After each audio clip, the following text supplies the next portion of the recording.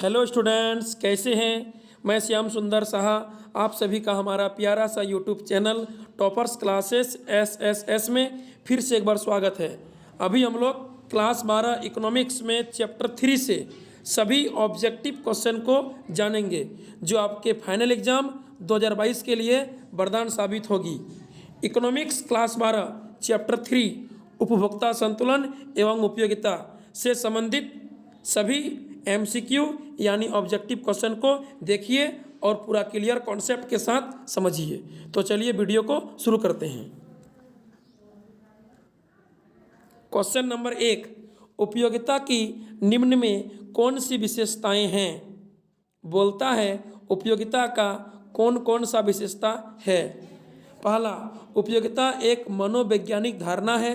दूसरा, उपयोगिता व्यक्तिपरक होती है। तीसरा, उपयोगिता का विचार सापेक्षिक है। चौथा, उपयुक्त सभी। तो इसका सही उत्तर हो जाएगा उपयुक्त सभी, ऑप्शन डी।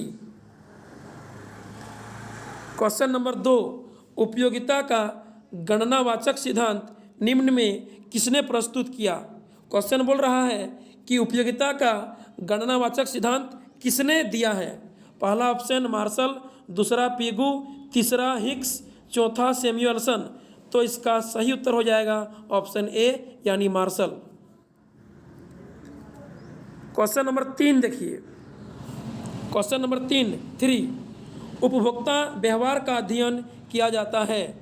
पहला सूक्ष्म अर्थशास्त्र में, दूसरा व्यापक अर्थशास्त्र में, तीसरा समष्टि अर्थशास्त्र में, चौथा इनमें से किसी में नहीं। तो क्वेश्चन है उपभोक्ता व्यवहार का अध्ययन किसमें होता है। तो इसका सही उत्तर हो जाएगा व्यष्टि अर्थशास्त्र में यानी मैक्रो इकोनॉमिक्स में, मतलब सूक्ष्म अर्थशास्त्र में, ऑप्शन ए होगा। क्वेश्चन नंबर 4, उपयोगिता की माप की जा सकती है यानी उपयोगिता को किसके द्वारा माप सकते हैं। पहला मुद्रा के द्वारा, दूसरा वस्तुओं के विनिमय द्वारा, तीसरा वस्तु के वजन द्वारा, चौथा इनमें से किसी से नहीं। तो इसका सही उत्तर हो जाएगा ऑप्शन ए मुद्रा के द्वारा। क्वेश्चन नंबर 5, उपयोगिता का संबंध होता है। क्वेश्चन बोल रहा है उपयोगिता का संबंध किससे होता है। पहला लाभदायकता से, दूसरा नैतिकता से, तीसरा मानव आवश्यकता की पूर्ति से, चौथा इनमें से किसी से नहीं।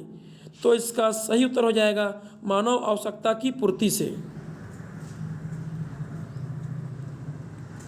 क्वेश्चन नंबर 6, किसी वस्तु में मनुष्य की आवश्यकता की पूर्ति की क्षमता को क्या कहते हैं।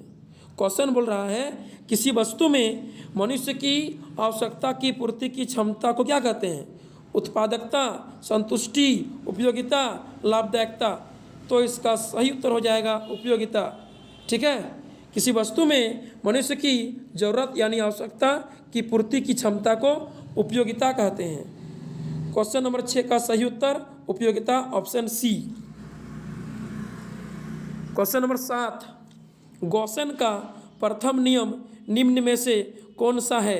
पहला मांग का नियम, दूसरा सीमांत उपयोगिता ह्रास नियम, तीसरा सम सीमांत उपयोगिता नियम, चौथा प्रतिस्थापन का नियम। क्वेश्चन बोल रहा है गॉसन का प्रथम नियम कौन है। तो इसका सही उत्तर हो जाएगा सीमांत उपयोगिता ह्रास नियम, ऑप्शन बी। क्वेश्चन नंबर 8 देखिए। एक वस्तु की सभी इकाइयों से प्राप्त होने वाली उपयोगिता के जोड़ को क्या कहते हैं। बोलता है किसी वस्तु का अलग अलग सभी इकाइयों से प्राप्त होने वाली उपयोगिता के जोड़ को कौन सा उपयोगिता कहते हैं। सीमांत उपयोगिता, कुल उपयोगिता, औसत उपयोगिता, इनमें से कोई नहीं। तो इसका सही उत्तर हो जाएगा कुल उपयोगिता।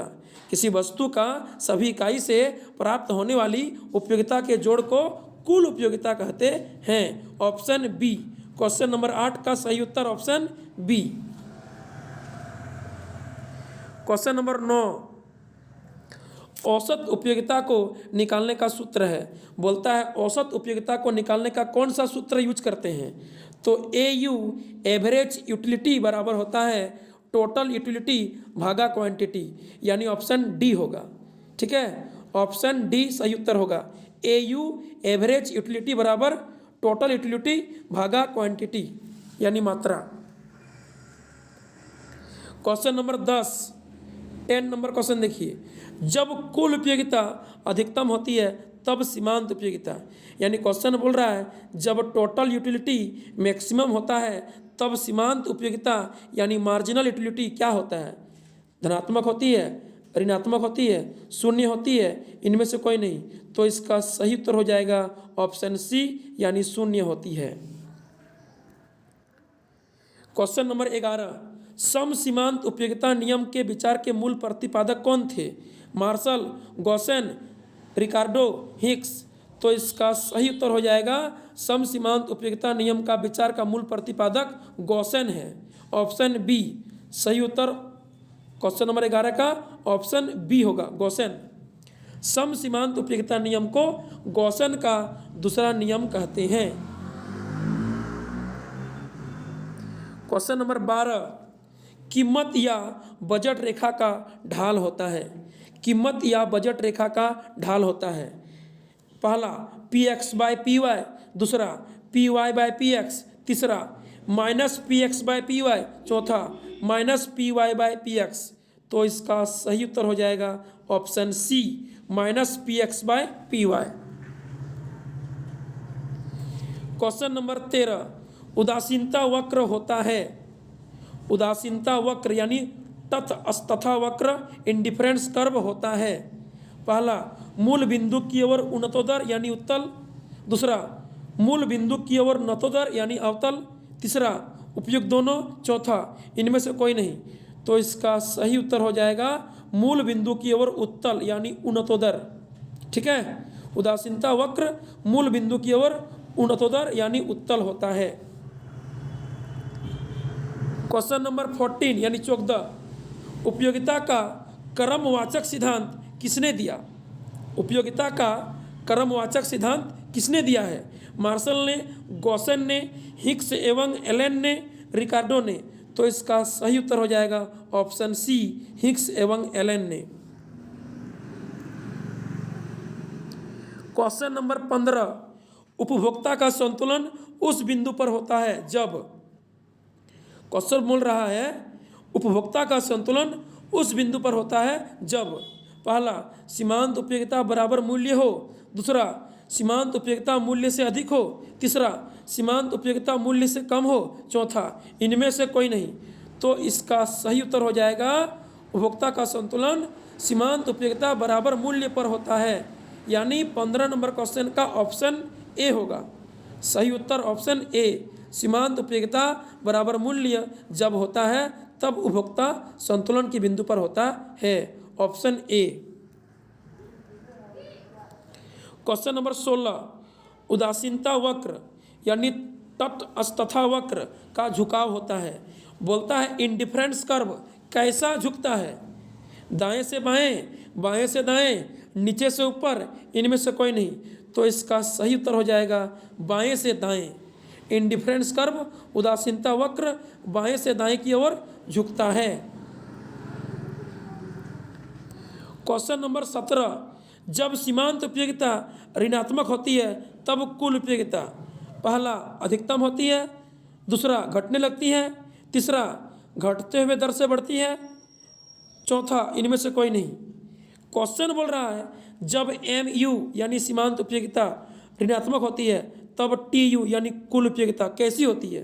तो सीमांत उपयोगिता के ऋणात्मक होने पर कुल उपयोगिता घटने लगती है, यानी 17 नंबर क्वेश्चन का सही उत्तर ऑप्शन बी होगा, ऑप्शन बी घटने लगती है।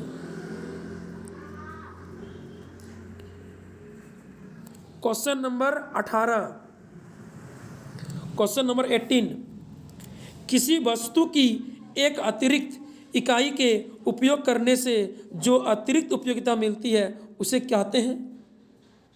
बोलता है क्वेश्चन में किसी वस्तु की एक अतिरिक्त इकाई के उपयोग करने से जो अतिरिक्त उपयोगिता मिलती है उसे क्या कहते हैं। पहला औसत उपयोगिता, दूसरा कुल उपयोगिता, तीसरा सीमांत उपयोगिता, चौथा इनमें से कोई नहीं। तो इसका सही उत्तर हो जाएगा सीमांत उपयोगिता। सीमांत उपयोगिता का मतलब होता है एक्स्ट्रा उपयोगिता, यानी कुल उपयोगिता में परिवर्तन। 18 नंबर क्वेश्चन का सही उत्तर ऑप्शन सी होगा, सीमांत उपयोगिता। सीमांत उपयोगिता को अतिरिक्त उपयोगिता कहते हैं। क्वेश्चन नंबर 19 सीमांत उपयोगिता को निकालने का सूत्र क्या है? तो इसका सही सूत्र हो जाएगा MU मार्जिनल यूटिलिटी बराबर TU में चेंज बटे क्वांटिटी में चेंज, यानी ऑप्शन बी होगा। MU बराबर डेल्टा TU भागा डेल्टा Q, ऑप्शन बी। 19 नंबर क्वेश्चन सीमांत उपयोगिता को निकालने का सूत्र हो जाएगा ऑप्शन बी, कुल उपयोगिता में परिवर्तन बटे मात्रा में परिवर्तन, यानी MU मार्जिनल यूटिलिटी बराबर डेल्टा TU बटे डेल्टा Q। क्वेश्चन नंबर 20 सीमांत उपयोगिता ह्रास नियम के प्रतिपादक हैं। बोल रहा है सीमांत उपयोगिता ह्रास नियम कौन दिया है? मार्शल, गॉसन, रिकार्डो, हिक्स। तो इसका सही उत्तर हो जाएगा ऑप्शन बी। सीमांत उपयोगिता ह्रास नियम को गॉसन का प्रथम नियम कहते हैं, ऑप्शन बी होगा।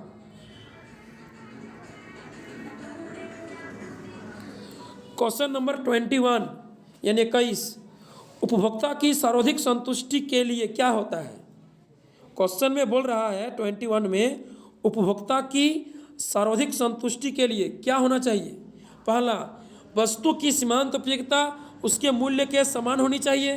दूसरा, वस्तु की सीमांत उपयोगिता उसके मूल्य से अधिक होनी चाहिए। तीसरा, सीमांत उपयोगिता और मूल्य का कोई संबंध नहीं है। चौथा, इनमें से कोई नहीं। तो इसका सही उत्तर हो जाएगा ऑप्शन ए, वस्तु की सीमांत उपयोगिता उसके मूल्य के समान होनी चाहिए ताकि उपभोक्ता को अधिक संतुष्टि की प्राप्ति हो। यानी उपभोक्ता की सर्वाधिक संतुष्टि के लिए वस्तु की सीमांत उपयोगिता उसके मूल्य के बराबर होनी चाहिए। 21 नंबर प्रश्न का सही उत्तर ऑप्शन ए होगा। क्वेश्चन नंबर 22 उच्च उदासीनता वक्र उपयोगिता के किस स्तर को प्रदान करता है? बोलता है यदि उदासीनता वक्र उच्च है तो उपयोगिता का वह कौन सा स्तर को देगा? उच्च, निम्न, समान, उपरोक्त कोई नहीं। तो इसका सही उत्तर हो जाएगा उच्च। याद रखिएगा, उच्च उदासीनता वक्र उच्च संतुष्टि को देता है और निम्न उदासीनता वक्र निम्न संतुष्टि को देता है। यानी 22 क्वेश्चन का सही उत्तर ऑप्शन ए होगा। उच्च उदासीनता वक्र उच्च उपयोगिता उच्च संतुष्टि को देता है। क्वेश्चन नंबर 23 मार्शल के अनुसार किसी वस्तु की उपयोगिता को हम लोग माप सकते हैं? मुद्रा में नहीं, संख्यात्मक रूप में, ऑप्शन डी ए एवं सी दोनों। क्वेश्चन क्या बोल रहा है? मार्शल के अनुसार किसी वस्तु की उपयोगिता को मुद्रा में मापा जा सकता है, मुद्रा में नहीं मापा जा सकता है, संख्यात्मक रूप में मापा जा सकता है। ऑप्शन डी बोल रहा है ए एवं सी दोनों। तो इसका सही उत्तर हो जाएगा ऑप्शन डी ए एवं सी दोनों। मार्शल के अनुसार किसी वस्तु की उपयोगिता को मुद्रा में माप सकते हैं, संख्यात्मक रूप से माप सकते हैं। 23 नंबर क्वेश्चन का सही उत्तर ऑप्शन डी होगा।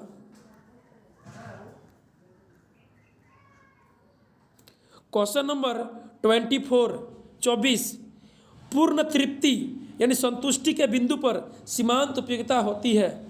क्वेश्चन बोल रहा है जब उपभोक्ता को पूर्ण संतुष्टि प्राप्त होता है तो सीमांत उपयोगिता कितनी होती है? अधिकतम, न्यूनतम, शून्य, अनंत। तो इसका सही उत्तर हो जाएगा कि जब उपभोक्ता को पूर्ण संतुष्टि की प्राप्ति होती है, उसका पेट भर जाता है, उसको पूर्ण संतुष्टि प्राप्त हो जाता है, तो वहाँ पर सीमांत उपयोगिता 0 होता है। क्या होता है? सीमांत उपयोगिता वहाँ पर 0 होता है। याद रखिएगा, पूर्ण संतुष्टि के बिंदु पर सीमांत उपयोगिता 0 होती है, 0 होती है।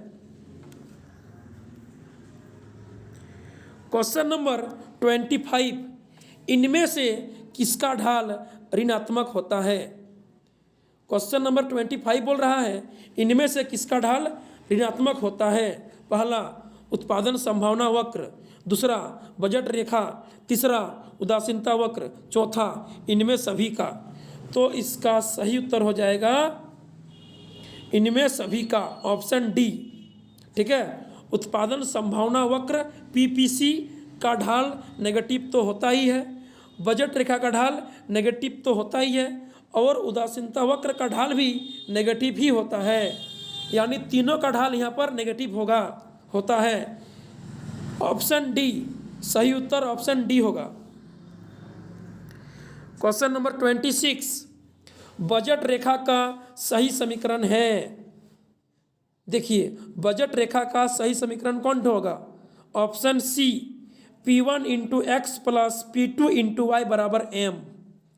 P1 पहला वस्तु का दाम, P2 दूसरा का दाम, x वस्तु की मात्रा, y वस्तु की मात्रा, और M आपका अमाउंट है, उपभोक्ता की आय है। ठीक है, यानी पहला वस्तु का दाम और उसका मात्रा गुना कीजिए, जोड़ दूसरा का दाम इंटू उसका मात्रा गुना कीजिए, बराबर हो जाएगा आपका अमाउंट यानी आय। ऑप्शन सी 26 नंबर क्वेश्चन का बजट रेखा का सही समीकरण ऑप्शन सी होगा। क्वेश्चन नंबर 27, किस प्रकार की वस्तुओं में उपयोगिता पाई जाती है? बोलता है कौन सी वस्तुओं में उपयोगिता पाई जाती है? पहला लाभदायक वस्तुओं में, दूसरा हानिकारक वस्तुओं में, तीसरा अनिवार्य वस्तुओं में, चौथा उपयुक्त सभी में। बोलता है कौन सा वस्तुओं में उपयोगिता पाया जाता है? लाभदायक वस्तुओं में, हानिकारक वस्तुओं में, अनिवार्य वस्तुओं में, डी नंबर उपयुक्त सभी में। तो इसका सही उत्तर हो जाएगा उपयुक्त सभी में। सभी प्रकार की वस्तुओं में उपयोगिता पाई जाती है, चाहे वस्तु अनिवार्य हो, लाभदायक हो, हानिकारक हो, सब वस्तु में उपयोगिता होता है। अंतर सिर्फ इतना है कि लाभदायक वस्तु में पॉजिटिव उपयोगिता है और हानिकारक वस्तु में नेगेटिव उपयोगिता है। यानी शराब में उपयोगिता नेगेटिव है, शराब पीने से कोई लाभ होगा नहीं, मतलब उसमें उपयोगिता है लेकिन नेगेटिव है। परंतु दूध में उपयोगिता पॉजिटिव है क्योंकि दूध पीने से लाभ होगा। क्वेश्चन नंबर 28, उपयोगिता की मापक इकाई का नाम है। बोलता है उपयोगिता की मापक इकाई का क्या नाम है? मुद्रा, यूटिल, मीटर, किलोग्राम। तो इसका सही उत्तर हो जाएगा यूटिल। याद रखिएगा, उपयोगिता का इंग्लिश होता है यूटिलिटी, वहीं से आया है यूटिल शब्द। ठीक है, उपयोगिता की मापक इकाई का नाम यूटिल है। क्या है? Util. Option B. Question number 29, संतुलन का अर्थ है। क्वेश्चन बोल रहा है संतुलन शब्द का क्या मीनिंग है? पहला परिवर्तन की अनुपस्थिति, दूसरा अधिकतम लाभ, तीसरा अधिकतम संतुष्टि, चौथा इनमें से सभी। तो इसका सही उत्तर हो जाएगा इनमें से सभी। संतुलन शब्द का अर्थ होता है कि परिवर्तन का न होना, वह तो ऑप्शन ए में दिया हुआ है, परिवर्तन की अनुपस्थिति यानी सही है। संतुलन शब्द का अर्थ होता है अधिकतम लाभ, वो भी दिया हुआ है, सही है, ऑप्शन बी। संतुलन का अर्थ होता है अधिकतम संतुष्टि, वो भी दिया हुआ है, ऑप्शन सी भी सही है। यानी इसका सही उत्तर हो जाएगा इनमें से सभी, all of this. 29 number question, संतुलन का अर्थ हो जाएगा परिवर्तन की अनुपस्थिति, अधिकतम लाभ, अधिकतम संतुष्टि, यानी इनमें से सभी। क्वेश्चन नंबर 30, क्रेताओं एवं विक्रेताओं का परस्पर विनिमय लेन देन किस पर होता है? ठीक है, क्रेताओं एवं विक्रेताओं का आपस में जो वस्तु का लेन देन होता है, विनिमय होता है, खरीद बिक्री होता है, वह किस पर होता है? उत्पादन पर, लागत पर, कीमत पर, उपयोगिता पर। तो इसका सही उत्तर हो जाएगा कीमत पर। ठीक है, याद रखिएगा, जब तक वस्तु का कीमत तय नहीं हो तब तक लेन देन नहीं होगा। ठीक है, यानी वस्तुओं का लेन देन, खरीद बिक्री, विनिमय, एक्सचेंज मुद्रा के बदले में होता है, तो पहले कीमत तय करना पड़ता है। कीमत बिना तय हुए वस्तु का लेन देन नहीं होगा। ठीक है, याद रखिएगा, क्रेताओं एवं विक्रेताओं के बीच वस्तुओं का लेन देन जो होता है वह कीमत पर होता है। ठीक है। ऑप्शन सी,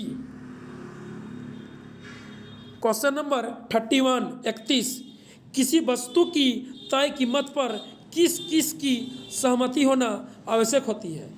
क्वेश्चन बोल रहा है किसी वस्तु का तय कीमत पर किसका किसका सहमति होना आवश्यक होता है।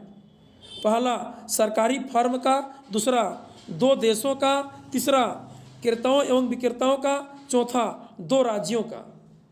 ठीक है। किसी वस्तु की तय कीमत पर किसका किसका सहमति होना आवश्यक है। सरकारी फर्म का, दो देशों का, क्रेताओं एवं विक्रेताओं का, दो राज्यों का। तो इसका सही उत्तर हो जाएगा क्रेताओं एवं विक्रेताओं का। क्रेताओं एवं विक्रेताओं का सहमति होना आवश्यक है, तब किसी वस्तु का कीमत तय होगा।